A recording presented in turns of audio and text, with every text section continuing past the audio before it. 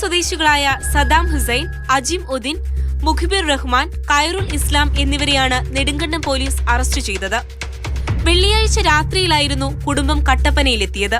ഇരയായ സ്ത്രീയുടെ ഭർത്താവിന്റെ സുഹൃത്താണ് കേസിലെ ഒന്നാം പ്രതി സദാം. ഇയാൾ പറഞ്ഞതനുസരിച്ചാണ് രാത്രി താന്നിമൂട്ടിലെ ഇഷ്ടികക്കളത്തിനോട് ചേർന്നുള്ള ഷെഡിൽ അസം സ്വദേശിനിയും ഭർത്താവും താമസിച്ചത്. ഇവിടെ തന്നെയാണ് സദാമും മറ്റ് ഇതര സംസ്ഥാന തൊഴിലാളികളോടൊപ്പം താമസിച്ചിരുന്നത്. രാത്രി 10ഓടെ മദ്യപിച്ച പ്രതികൾ സ്ത്രീയുടെ ഭർത്താവിനെ ഭീഷണിപ്പെടുത്തി മറ്റൊരു മുറിയിലേക്ക് മാറ്റി. ശേഷം സദാം സ്ത്രീയെ കുളിമുറിയിലെത്തിച്ച് ബലാത്സംഗം ചെയ്തു. പിന്നാലെ മറ്റു 3 പ്രതികളും സ്ത്രീയെ ശാരീരികമായി ഉപദ്രവിക്കാൻ ശ്രമിച്ചു.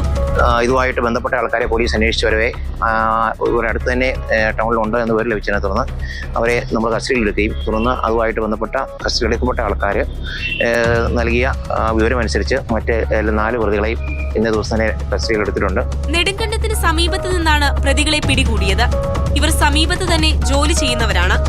പ്രതികളുടെ അറസ്റ്റ് രേഖപ്പെടുത്തി നാളെ കോടതിയിൽ ഹാജരാക്കും.